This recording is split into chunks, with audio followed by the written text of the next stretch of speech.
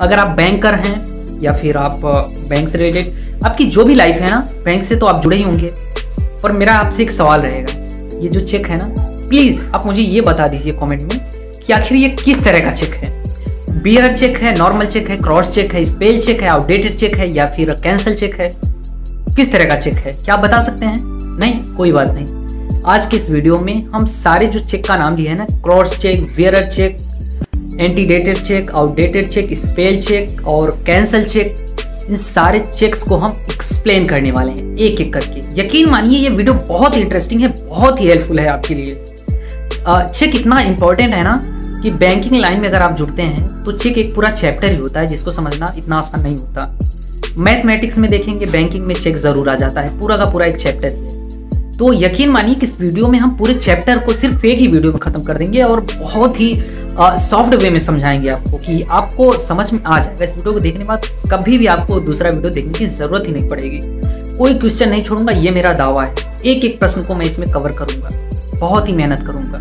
पर हाँ, इसके लिए आप वीडियो को जरूर सपोर्ट करिएगा, लाइक करिए, अपने दोस्तों के साथ शेयर करिए। पहले आप देख लीजिए, अगर आपको पसंद आए तभी। यहाँ पे मैं आप पे कोई जबरदस्ती नहीं कर रहा हूँ। अगर आपको वीडियो पसंद आएगा तो ही आप सपोर्ट करिए हमें। दोस्तों, bearer cheque, crossed cheque, order cheque, ये तीनों चेक बहुत ही ज्यादा पॉपुलर हैं और इनका यूज अक्सर दिनचर्या में, मतलब डेली लाइफ में यूज होता है। काफी लोग चेक काटते हैं तो या तो वो बियरर चेक देंगे या फिर क्रॉस्ड चेक देंगे या फिर ऑर्डर चेक देंगे। मेरे हाथ में आप देख सकते हैं, ये आज ही मुझे डिलीवर हुआ है BOB बैंक ऑफ बड़ौदा की तरफ से। ये चेक बुक है, पोस्ट से आया है। फिलहाल इसके अंदर थोड़ा अनबॉक्सिंग करेंगे, दिखाएंगे आपको कि ये इसके अंदर क्या क्या मिलता है। तो सबसे पहले देखिए आप, ये चेक है, इसे मैं अनबॉक्स करता हूँ। ये बाई पोस्ट मुझे मिला है और इसमें मुझे क्या क्या मिलेगा सबसे पहले मैं अनबॉक्स करता हूँ, सब कुछ निकाल लेता हूँ। ये सिर्फ है लिफाफा, ओके। और ये है गाइडेंस बुक, गाइड बुक है एक, इसमें लिखा हुआ है कैसे क्या करना है, ठीक। और ये शॉर्ट एंड मैंडेटरी इंफॉर्मेशन है इसके बारे में कि आपको कैसे यूज करना है, ठीक। ये बुकलेट है और ये है हमारे नाम से मुझे रिसीव होना था ना, तो ये उसकी रसीद है, यूँ समझ लीजिए आप कि ये लेटर है मेरे नाम से, ओके। तो चेक फाइनली यही है चेक बुक। देखा है तो अच्छी बात है, नहीं देखा है कोई बात नहीं, आप देख लीजिए, कुछ इस तरह से होता है। तो ये है चेक बुक और बहुत ही चेक, मैं आपको बता दूं, इतना इंपॉर्टेंट है ना कि मैथमेटिक्स में देखेंगे, बैंकिंग में जाके, तो वहां पर चेक का एक पूरा चैप्टर ही होता है और पूरा चैप्टर एक वीडियो में खत्म कर दूंगा, यकीन मानिए। सबसे पहले ये क्या है, नॉर्मल चेक है और जो पोस्ट से आता है ना वो नॉर्मल ही चेक होता है। वो कोई बियरर चेक और order cheque, cross cheque, cancel cheque ऐसा कुछ भी नहीं होता। इसके जो टाइप है ना वो आप खुद इसे अलग करते हैं। अगर आप इसमें कुछ ऐसी शर्तें हैं कि अगर आप उनको यहाँ पे इंडिकेट कर देते हैं, दर्शा देते हैं अपने पेन से ही, तो वो चेक जो है उसका टाइप चेंज हो जाता है। वो बियरर से क्रॉस्ड हो जाता है, बियरर से ऑर्डर हो जाता है और आउटडेटेड, एंटीडेटेड। तो कुल मिलाकर एक जो चेक आता है बाई पोस्ट से वो एक नॉर्मल चेक होता है। वो ना तो क्रॉस्ड चेक होता है, ना ही बियरर चेक होता है, ना ही उसमें कैंसिल चेक होता है, कुछ भी नहीं। एक नॉर्मल चेक आता है आपके पास। अब ये आपको डिसाइड करना होता है कि चेक आपको किस तरह का वहाँ पे बनाना है, किस तरह का चेक काटना है। बियरर चेक काटना है, ऑर्डर चेक काटना है या फिर क्रॉस्ड चेक काटना है। ये कन्फ्यूजन आपका दूर हो गया। ये जो होता है ना, ये जो यहाँ पे लिखा होता है बीच में, ये होता है ड्रॉवी। ड्रॉवी किसे बोलते हैं? चेक जो इशू करता है, जो बैंक चेक इशू करता है उसे ड्रॉवी बोलते हैं। ड्रॉवर क्या होता है?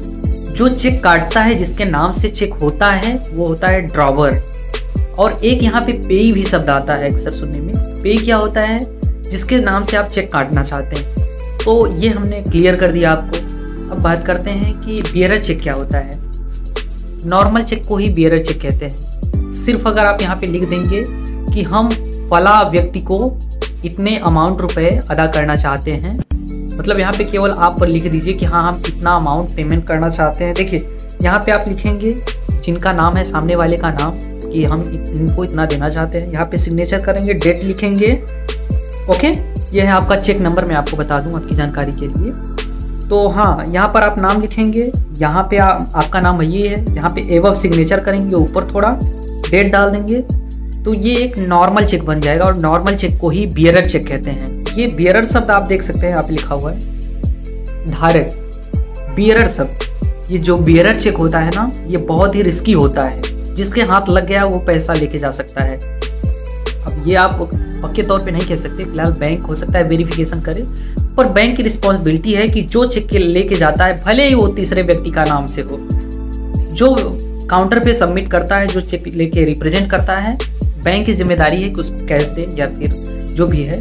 तो बियरर चेक बहुत ही खतरनाक होता है। बियरर चेक अगर आपके नाम से है ना, आप नहीं भी जाते हैं, अगर तीसरा कोई व्यक्ति आपका दुश्मन लेके चला जाए तो उसको भी बैंक की रिस्पॉन्सिबिलिटी है कि बियरर चेक है तो उसे वो कैश देगा बैंक। तो बियरर चेक जो होता है वो कोई भी बजा सकता है। अब हम बात कर लेते हैं ऑर्डर चेक की। आप ध्यान से देखेंगे, ये मेरा चेक है, यहाँ पे आप देख सकते हैं बियरर लिखा हुआ है, ठीक। इसी को काट के पेन से ना आप लिख दीजिए ऊपर इसके ऑर्डर चेक। चेक नहीं लिखिए, सॉरी, बस ऑर्डर लिख दीजिए। तो उसका मतलब सिर्फ और सिर्फ ये है कि कोई भी उसे नहीं भजा सकता। जिसके नाम से चेक काटा गया है सिर्फ और सिर्फ वही बैंक में जाएगा और बैंक वालों के सामने रहेगा, जो कैशियर है उसके सामने रहेगा, तो सिर्फ उसी को कैश देना है। ऐसा नहीं है कि कोई भी नाम, किसी के नाम से चेक है और दूसरा व्यक्ति जाए जिसके नाम से नहीं है, वो चेक दिखा के पैसे ले ले, ऐसा नहीं है। जबकि बियरर चेक में ऐसा ही होता है, किसी के नाम से है किसके नाम से ये फर्क नहीं पड़ता, जिसके हाथ में चेक है वो लेके चला जाए तो उसे कैश दे सकते हैं बैंक वाले। बट ऑर्डर चेक में सिर्फ और सिर्फ उसी को दिया जाता है कैश जिसके नाम से चेक कटा है, ठीक। इस बात का विशेष ध्यान रखिएगा। ऑर्डर चेक में यही खास है कि जिसके नाम से चेक है उसे बैंक में जाना पड़ेगा पैसे लेने के लिए। तो कुल मिलाकर ऑर्डर चेक में यही खास है कि जिसके नाम से चेक कटा है कैशियर के सामने रहेगा तो ही वो पैसे उसे देगा, ठीक है। ऐसा नहीं है कि बियरर चेक की तरह कि कोई भी गया, किसके नाम से कोई भी गया दे दो। तो यही इसमें खास है ऑर्डर चेक में, जिसके नाम से उसे जाना ही पड़ेगा बैंक में तो ही पैसे मिल पाएंगे। और अब बात कर लेते हैं क्रॉस चेक की। क्रॉस चेक क्या होता है? CROSSED, crossed cheque. Crossed check ये इसे आप फिल कर लीजिए अच्छे से, नाम, सिग्नेचर वगैरह सब कुछ आप कर लीजिए, ठीक। यहाँ पे या फिर यहाँ पे जहाँ पे आपको जगह मिलता है पूरे चेक में 2 लाइन खींच दीजिए, ठीक। ये ऐसे एक लाइन ऐसे तिरछी, एक फिर उसके नीचे एक लाइन, 2 लाइन खींच देते हैं ना, तो ये हो जाता है क्रॉस्ड चेक।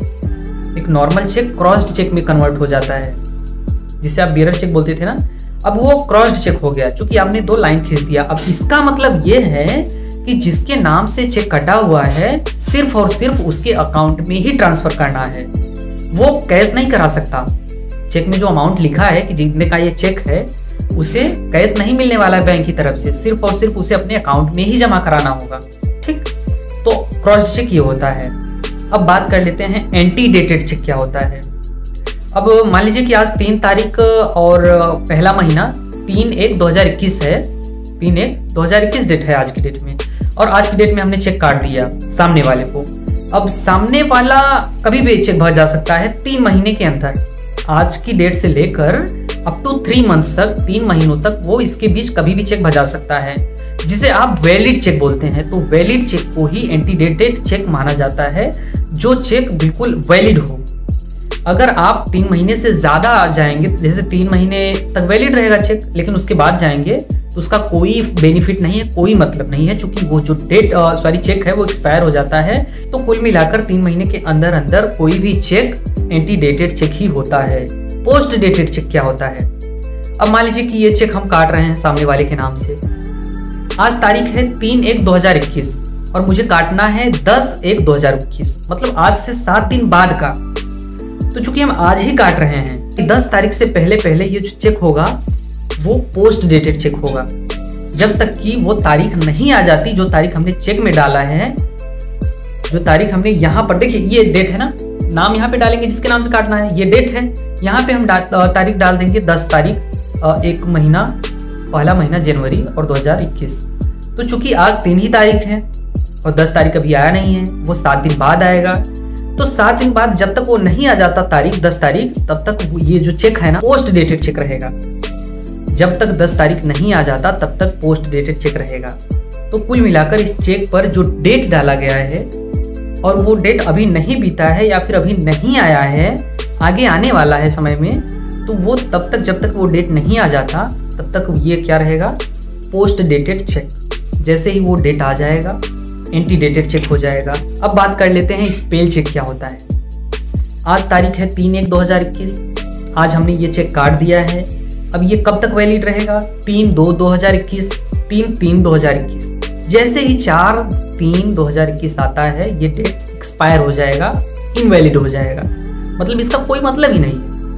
तब ये क्या हो जाएगा? स्पेल चेक, मतलब ये बेकार है, किसी काम का नहीं है, इसे फाड़ के फेंक देना चाहिए। तो कुल मिलाकर इनवैलिड चेक को ही हम स्पेल चेक कहते हैं और वैलिड चेक को हम क्या बोलते हैं? एंटी डेटेड चेक बोलते हैं। और जो डेट डली है चेक पर और वो डेट अभी तक नहीं आया है और जब तक वो डेट आ नहीं जाता उसके पहले का जो ड्यूरेशन है उसे बोलेंगे हम, तब तक के लिए हम बोलेंगे इस चेक को पोस्ट डेटेड चेक।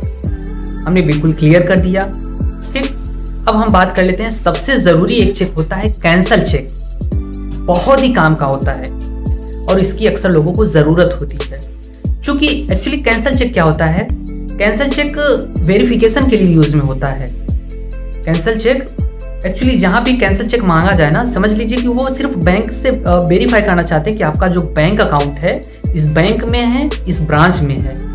क्योंकि चेक जो होता है, आप ध्यान से देखेंगे, ये हमने चेक ओपन कर लिया, यहाँ पे आप देखिए कुछ डिजिट्स हैं आपको दिख रहे हैं, ये नीचे दिख रहे हैं ना, ये जो आपका है ये वाला ये चेक नंबर है, ये MICR कोड है जो आपके ब्रांच को वेरीफाई करता है।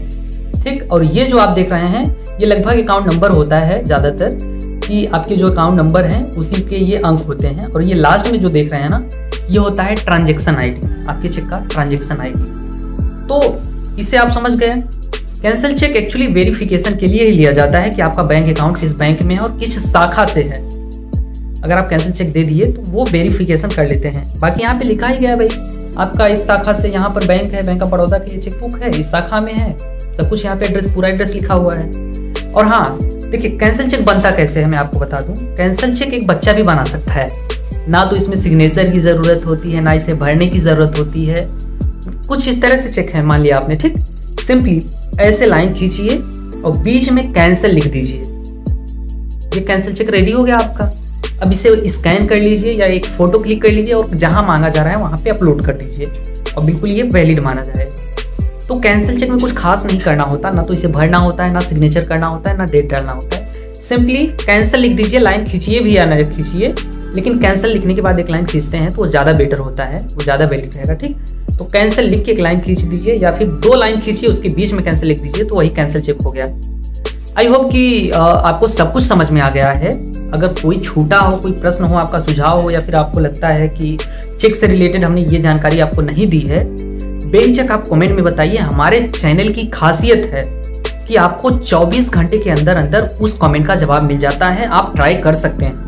हमारे चैनल की खासियत है कि आपका कोई प्रश्न हो, सुझाव हो, दुनिया का कोई भी प्रश्न हो, आप हमारे चैनल पे अगर कमेंट करते हैं तो उसका रिप्लाई आपको 24 घंटे के अंदर मिल जाएगा, ये गारंटी है। तो इसलिए अगर आपका कोई प्रश्न हो, सुझाव हो, या फिर आपको लगता है कि हमने चेक से रिलेटेड कुछ छोड़ दिया है, उसके बारे में आप पूछना चाहते हैं या फिर कोई और जानकारी चाहते हैं, तो बेशक आप हमें कमेंट में बता सकते हैं। चेक से रिलेटेड ही नहीं, बैंक से रिलेटेड या फिर ATM से रिलेटेड जो भी आप कहेंगे, हम उस पर एक नया वीडियो लाएंगे अगर हमें लगेगा कि हाँ इस पर वीडियो लाना चाहिए। अगर पॉसिबल होगा मेरे लिए तो हम आपको कमेंट में ही रिप्लाई कर देंगे। ठीक, तो वीडियो कैसा लगा आप कमेंट में ज़रूर बताइएगा हमें, और वीडियो को लाइक भी करिए ताकि हमें सपोर्ट मिले और ऐसे ही हम आपके लिए नए और इंटरेस्टिंग वीडियो लाते रहें। फिलहाल हम इसी के साथ विदा लेते हैं, मिलते हैं किसी नेक्स्ट और इंटरेस्टिंग वीडियो के साथ। तब तक के लिए गाइज आप हमारे चैनल से जुड़ने के लिए नीचे सब्सक्राइब बटन को प्रेस कर लीजिए ताकि हमारे जब भी वीडियो अपलोड हो आपको उसका नोटिफिकेशन मिल जाए, आपके मोबाइल पर हमारा वीडियो पहुंच जाए। Thank you so much video देखने के लिए, धन्यवाद गाइज।